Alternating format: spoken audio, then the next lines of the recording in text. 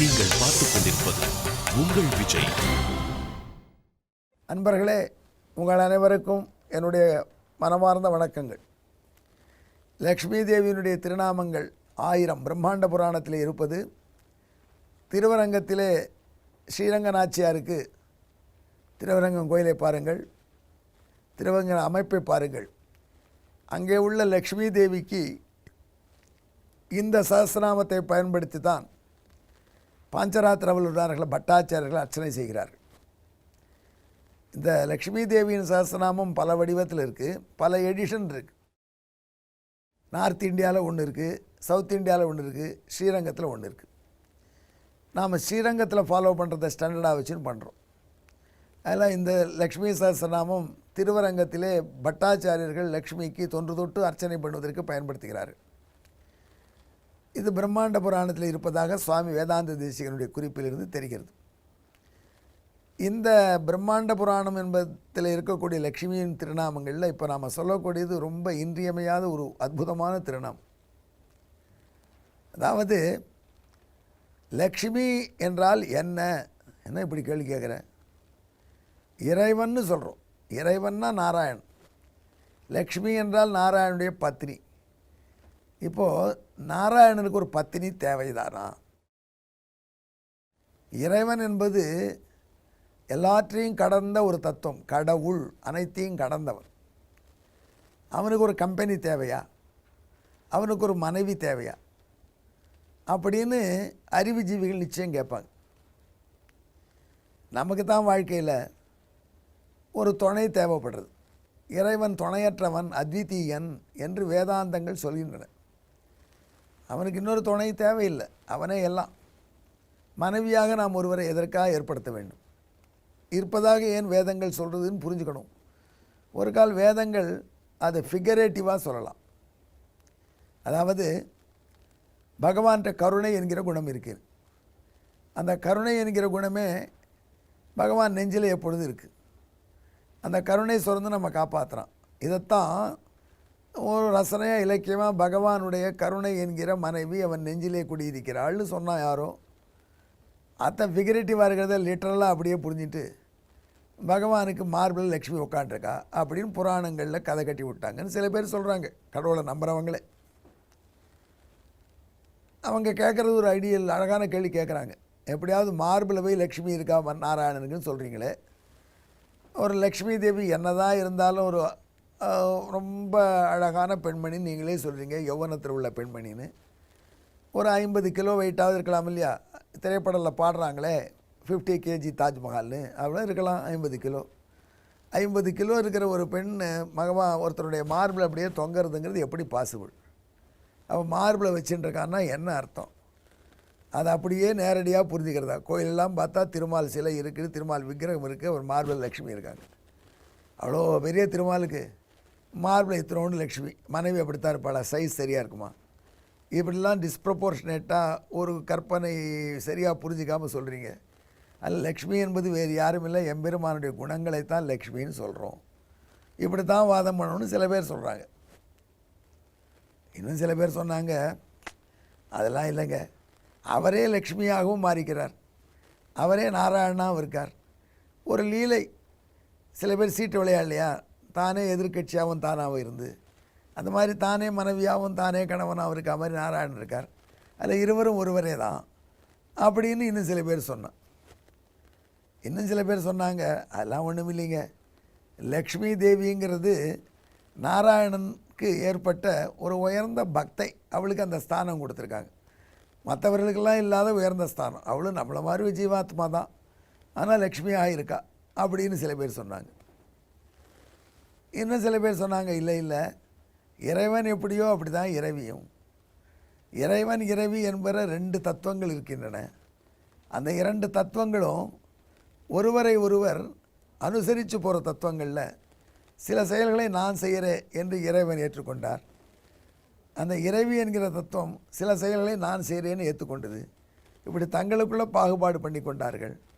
அந்த இறைவி என்கிற தத்துவம் இறைவனுக்கு ஆண்மைக்குள்ள பெருமையெல்லாம் கொடுத்துட்டு தான் பெண்மை இதை மற்றி ஏற்றுக்கொண்டது. அதுதான் லக்ஷ்மி அப்படின்னு ஒத்துக்கணும். இறைவனுக்கு தானே சூஸ் பண்ணி இறைவனுடைய அடிமையாக நிற்கிறாள் லக்ஷ்மி என்று தான் சொல்லணும் அப்படின்னு சிலர் சொல்கிறாங்க. இப்படி பலவித கருத்துக்கள் நிற்கிறது. நிறைய படித்தவங்க சேர சேர நிறைய கருத்துக்கள் வரும். படிப்பு ஜாஸ்தியாக ஜாஸ்தியாக சாஸ்திரஜானம் பகுக்லேசம் அப்படின்னு சொல்லுவாங்க. சாஸ்திரஜானமானது பலவிதமான தொல்லையை கொடுக்குறது. ஏன்னா இதுவும் ஒத்துக்க முடியல, அதுவும் ஒத்துக்க முடியல, கேள்விகள்லாம் இடக்கலாம் வருது. லக்ஷ்மி தேவி இறைவியாக இருந்து நாராயணன் இறைவனாக இருந்தா ஒருத்தருக்கொத்தர் கருத்து வேற்றுமை வராதா? சமமான அந்தஸ்து உள்ளவர்கள் சேர்ந்து இருக்கும் பொழுது கருத்து வேற்றுமை வருவதற்கு வாய்ப்பு ஜாஸ்தி இருக்குது. அதுவும் தற்காலத்தில் பெண்களுக்கு படிப்பு நிறைய இருக்கிறதுனால கணவனும் பெண்களுக்கு நடுவில் சகிப்புத்தன்மை, மனைவிக்கு நடுவில் சகிப்புத்தன்மை குறைகிறது. அதனால் விவாகரத்து அதிகமாகிறது அப்படின்னு ஒரு பக்கம் சொல்லிட்டு இருக்காங்க. அப்போ நாராயணனுக்கு எவ்வளோ சக்தி இருக்கோ அவ்வளோ லக்ஷ்மிக்கு இருக்குது, நாராயணன் போலேயே லக்ஷ்மி அப்படின்னு சொன்னீங்களான்னா அவர்களுக்கு அடிக்கடி கருத்து முதல் வராதா அப்படின்னு கேட்குறாங்க. இதுக்கெல்லாம் என்ன பதில் சொல்கிறது? அறிவுஜீவிகள் கேட்பதற்கெல்லாம் பதில் உண்டா? இறைவனை பற்றிய வெறும் அறிவுனாலும் தெரிஞ்சுக்க முடியாது. சுவாமி தேசிகன் சாதிக்கிறார், சொல்கிறார், நீங்கள் இவ்வளோ தர்க்கம் பண்ணி இது கரெக்டாக அது கரெக்டானு பண்ணினா நானும் திருப்பி 1000 தர்க்கம் சொல்லி குழப்பலாம். ஆனால் இந்த விஷயத்தில் நாம் என்ன செய்யணும்னு ஆழ்வார் வழிகாட்டியிருக்கார். ஆழ்வார் சொல்கிறார், இறைநிலை உணர்வரிது. இறைவனுடைய தன்மை நம்ம அறிவுக்கு அப்பாற்பட்டது. வேதம் என்ன சொல்கிறதோ, அந்த இறைவனுடைய திருவுருள் பெற்ற ஆச்சாரியர்கள் முன்னோர்கள் என்ன சொன்னார்களோ அதை ஏற்றுக்கொண்டு உபதேசத்தினால் எம்பெருமானை உணர்ந்து கொண்டு நிம்மதியாக அவன் திருவடியை சரணமாக வரிக்க வேண்டும். இதாயா அவனுக்கு நல்லதுன்னு சொல்கிறாங்க. ஆழ்வார் தெளிவாக இறைநிலை உணர்வருதுன்னு சொன்னாரா? அந்த மாதிரி விஷயத்தில் நாம் ஆர்கியூ பண்ணி டிபேட்லாம் பண்ணி பயனில்லை. ஏனென்றால் நம்முடைய தர்க்கத்தினால் ஆராய்ச்சியினால் இறைவன் இருக்கிறான் என்றும் நிரூபிக்க முடியாது, இறைவன் இல்லை என்றும் நிரூபிக்க முடியாது. இது ரொம்ப சட்டில் பாயிண்ட், நல்லா ஞாபகத்தில் வச்சுங்க. ரொம்ப நுட்பமான கருத்து. இறைவன் இல்லை என்பதை எந்த பகுத்தறிவுவாதியும் தங்களுடைய ஆராய்ச்சினால் எஸ்டாப்ளிஷ் பண்ணவே முடியாது. ஏன் இப்படி? நம்ம பகுத்தறிவுவாதியை கேட்போமே, இறைவன் இல்லைன்னு சொல்கிறேன், எதனால் சொல்கிறேன்? இங்கே இல்லையே, ஏன் தெரியலையே கண்ணுக்கு, இங்கே இல்லை பாருயா அப்படின்னா. அப்போ என்ன சொல்லு? இறைவன் இங்கே இல்லைன்னு தான் சொல்லணும். இறைவன் இல்லை என்று இப்படி சொல்கிறாய். இங்கே இல்லை என்று சொன்னால் அங்கே இருக்கலாம், வேறு இடத்துல இருக்கலாம். அதனால் இறைவன் இல்லை என்று சொல்லும்பொழுது எங்கே என்று ஒரு கேள்வி வரும். அதுக்காக நான் என்ன சொல்கிறேன், நான் பார்த்த இடத்துலலாம் இறைவன் இல்லைன்னு சொல்கிறேங்கிறார் பகுத்தறிவுவாதி. ஐயா, நீ பார்த்த இடத்துலலாம் இறைவன் இல்லைன்னு சொன்னையானா நீ பார்க்காத இடத்துல இறைவன் இருக்கான்னு ஒத்துண்டேன்னு ஆகிடுத்துங்கிறோம். என்ன அப்படி மடக்கிறேன்னா, ஆமாம், இறைவன் இல்லைன்னு சொல்கிறேன், எப்பொழுது இல்லை சொல்லு. இப்பொழுது இல்லைன்னு சொன்னால் நேற்று இருக்கலாம், நாளைக்கு இருக்கலாம். அதில் இல்லை என்று சொல்லும் பொழுது எங்கே எப்பொழுதும் சொல்லணும். இருக்கான்னு சொல்லும் பொழுது கவலையே இல்லை, தான் இருக்கான்னு முன்னாடின்னு. உடனே பகுத்தறிவாதை நம்ம கேட்குறார், சரி என்னால் தர்க்கத்தை வச்சு டிபேட் பண்ணி இறைவன் இல்லைன்னு எஸ்டாப்ளிஷ் பண்ண முடியல, நீ வெற்றி பெற்ற ஒத்துக்கிறேன். இறைவன் இருக்கான்னு நீ எப்படி சொல்கிற? நீ எப்படி ப்ரூவ் பண்ணுவ? நான் தான் சொல்கிறேன் இறைவனை தர்க்கத்தினால ப்ரூவ் பண்ண முடியாது, ஒத்துக்கிறேன். பின்ன எப்படி ஒத்துண்ட இறைவன் இருக்காருன்னு? முன்னோர்கள் சொன்னார்கள், வேதம் சொல்லிது, ஒத்துண்டேன். நானும் இறைவன் இல்லைன்னு எங்கள் தலைவர் சொன்னார் அதனால் சொல்கிறேன் அப்படின்னு அவர் சொல்ல முடியாது. ஏன்னா இன்னொருத்தன் சொன்னதை கேட்கக்கூடாது. பகுத்தறிவுனா தங்க அறிவுனால் பகுத்து பார்க்கணும். அதில் அவருக்கு இந்த சான்ஸ் கிடையாது. அதனால தான் நம்ம ஆழ்வார் சொல்கிறார், இறைவன் இருக்கிறான்னு சொன்னாலும் நம்ம கட்சி தான், இறைவன் இல்லைன்னு சொன்னாலும் நம்ம கட்சி தான். ஏன்னா இறைவன் இல்லை என்று சொன்னால் கூட இங்கே இல்லை இப்பொழுது இல்லைன்னு தான் சொல்ல முடியும். அப்போ இன்னொரு இடத்துல இருக்கான், இன்னொரு காலத்தில் இருக்கான்னு கிடச்சிடும். எனவே இறைவன் இல்லை என்று சொல்பவர்களும் இறைவன் இருக்கிறான் என்று மறைமுகமாக ஏற்றுக்கொண்டு தான் பேச வேண்டும் என்று அழகாக மடக்கிறார். இதெல்லாம் என்ன தெரியுது நமக்கு? இறைவன் இருக்கிறான் என்பதையும் தர்க்கத்தினால எஸ்டாப்ளிஷ் பண்ண இயலாது, இறைவன் இல்லை என்பதையும் அதால் எஸ்டாப்ளிஷ் பண்ண முடியாது. வேறு எப்படி தான் இறைவனை தெரிஞ்சுக்கிறது?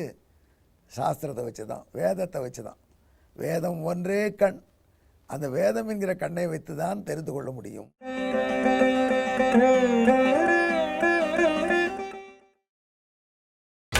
நீங்கள் பார்த்துக் கொண்டிருப்பது உங்கள் விஜய். அறிவு அதிகமுடையவர்கள் இருக்காளே, அவர்களுக்கு உயர்ந்த ஞானமுடையவர்கள், அவர்களுக்கு சமஸ்கிருதத்தில் பிரக்ஞர்கள்னு பேர். என்ன கருணாகரன் இப்படி சொல்கிற, பிராக்ஞர்கள்ங்கிற வார்த்தை தான் நாங்கள் கேட்டிருக்கோம்னு சில பேர் சொல்லுவாங்க. பிராக்ஞர் என்பதும் ஒரு வார்த்தை, பிரக்ஞர் என்பது வார்த்தை. பிரக்ஞர் என்பதற்கு நல்ல அறிவுடையவர்னு அர்த்தம். ஞகான்னாலே சமஸ்கிருதத்தில் அறிவுடையவன் அர்த்தம். அந்த ஞகா பிரம்மசூத்திரில் ஞோதயவா என்று அழகான ஒரு சூத்திரம் இருக்குது. ஞகா என்றால் ஞானமுடையவன், பிரசஸ்தமான உயர்ந்த ஞானமுடையவன் பிரக்ஞன். பிரக்ஞன் தான் பிராக்ஞன்ற சொல்லாக வருது.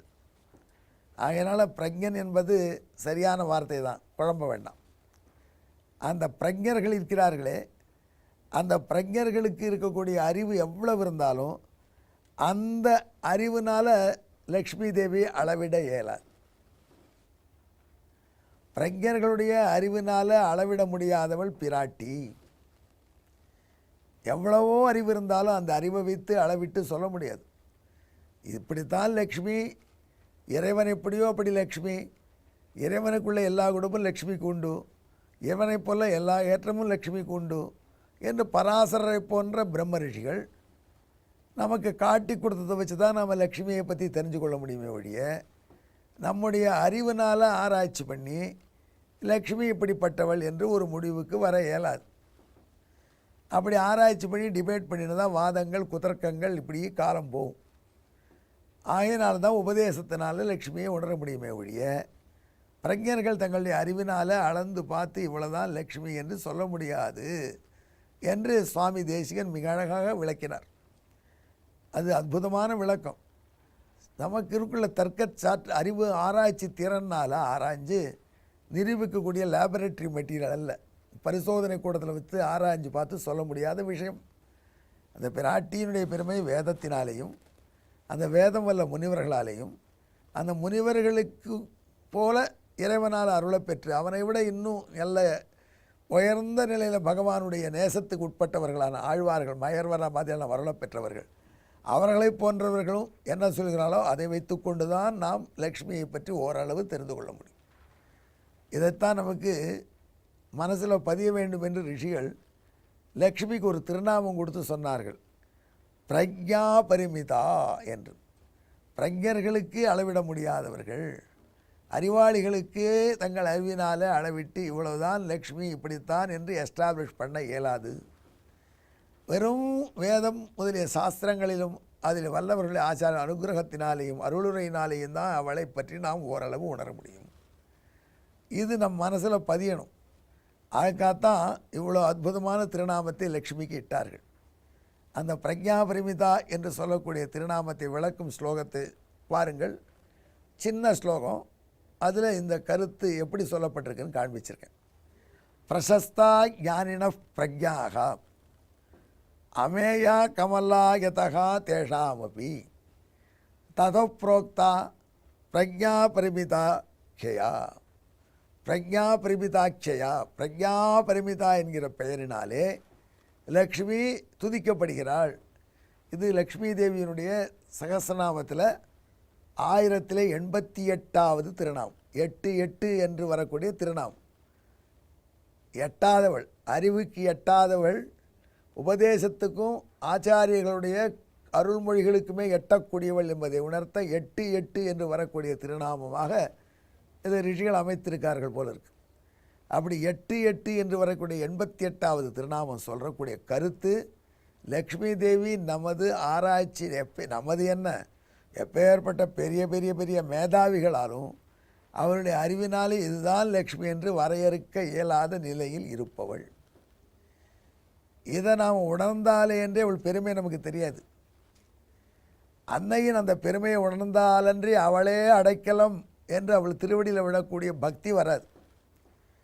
அவளே அடைக்கலம் என்கிற எண்ணம் வரணும். அவளே அவளுடைய பெருமை நம்முடைய இல்லை, நம்ம பெரிய பெரிய ஞானிகளுக்கு அப்பாற்பட்டது என்கிற தெளிவு இருக்கணும். அந்த பெருமையையும் உணர்ந்து அந்த தெளிவோடு அவள் திருவடியில் அடைக்கலம் புகும்பொழுது தான் நம்ம அடைக்கலம் என்பது ஃபுல்லாக நிறைவாக இருக்கும், சந்தேகமில்லாமல் இருக்கும். யார்கிட்ட நாம் சரணம்னு விழறோமோ அவருடைய பெருமை நமக்கு நன்கு படணும். அவருடைய பெருமை அளக்க முடியாதுன்னு தெரிஞ்சுக்கிறது தான் இந்த பெருமையை நன்கு உணர்வது. அதை உணர்த்தக்கூடியது இந்த 88வது திருநாமமாக ஆகிறது. இதுக்கு அப்படியே தமிழ் சொல்கிறேன் கேட்டுக்கொள். அளப்பரிய உயர் அறிவை உடைய ஆன்றோர்கள் தம்முடைய அறிவுக்கும் அடங்கா பெருமை அன்னை திருமகளுக்கு. எனவே அவளுக்கு பிரக்ஞா பரிமிதா என்று திருநாமம். இந்த திருநாமத்தை ஜபிக்க ஜபிக்க நம்முடைய பிரக்ஞை அறிவு நன்கு மலரும். அதாவது ஒரு பொருளை உள்ளபடி உணர்வது தான் அதை பற்றி நன்கு தெரிஞ்சுக்கிறது. சார், எனக்கு லக்ஷ்மி பற்றி ஒன்றும் ஃபுல்லாக தெரியாது, எனக்கு என்ன ரிஷிகளுக்கே தெரியாது அப்படின்னு தெரிஞ்சுட்டா தான் லக்ஷ்மியை தெரிஞ்சிடணும்னு அர்த்தம். ஏன்னா அவள் பெருமைக்கு எல்லை கிடையாது. எல்லை இல்லாத பொருளை நான் தெரிஞ்சுக்கிட்டேன்னா ஃப்ராட் ஆகிடும். அந்த காலத்தில் ஒரு கதை சொல்லுவாங்க. ஒரு பெரிய அறிஞர் தன் பெண்ணை ஒரு மாப்பிள்ளைக்கு கொடுத்தார். அறிஞர்னு நினச்சிட்டு அவருக்கு ஒரு எழுத்து தெரியாது. வேட்டகம் போகிற பிள்ளைகிட்ட, அப்பா உங்கள் மாமனார் படித்தவர்றா, ஒரு ஓலைச்சுவடி எடுத்து காமிச்சு இது படிச்சியான்னு கேட்பார். எதை காண்பிச்சாலும் சம்ஸ்கிருதத்தில் இதமபி படிதம்னு சொல்லிகிட்டே வா, கவலை இல்லைன்னு சொல்லி அனுப்பிச்சிட்டார். அவரை ஒரு புஸ்தகமாக எடுத்து காமிக்கிறார். இது படிச்சிருக்கியா? இது படிதம் படிதம்னுட்டான். அப்படியே போனவர் டமால்னு ஓலைச்சுவடி எடுத்தார். அது பிளாங்க் ஓலைச்சுவடி, இனிமேல் தான் எழுதணும்னு வச்சுருக்கார். இவன் எல்லாத்துக்கும் இதமபி படிதம் நோட்டு பண்ணியிருக்கானே, அந்த பிளாங்க் ஓலைச்சுவடி எடுத்தபடி இதமபி படிதம்னா எழுதவே இல்லாத புத்தகத்தையே படிச்சுட்டானா படிச்சுன்னு ஒத்துப்பாங்களா அவங்கள யாராவது? மாப்பிள்ளையினுடைய நிலைமை மாமனாருக்கு புரிஞ்சு போச்சு அப்படின்னு பழைய காலத்தில் ஒரு ஜோக் சொல்லுவாங்க. அந்த மாதிரி லக்ஷ்மி பற்றி தெரிஞ்சுன்னுட்டேன்னா தெரியலேன்னு அர்த்தம். அவள் தெரிஞ்சு கொள்ள முடியாதுன்னு சொன்னால் தான் தெரிஞ்சுட்டான்னு அர்த்தம். அதுதான் இந்த திருநாமம் சொல்கிறது. இதை பக்தியோடு சொன்னோம்னா நம்ம அறிவு நல்லபடி மலரும்படியாக அன்னை அருள் புரிவாள். லக்ஷ்மியுடைய கடாட்சத்தினால நல்ல சரியான தெளிவான அறிவு கிடைக்கும். எனவே லக்ஷ்மி ஹயகிரீவன் மடியிலே வீற்றிருக்கக்கூடிய லக்ஷ்மி தேவி, அவளை தியானம் செய்து கொண்டு இந்த மந்திரத்தை ஜபியுங்கள். பிரக்ஞாபரிமிதாயை நமஹா.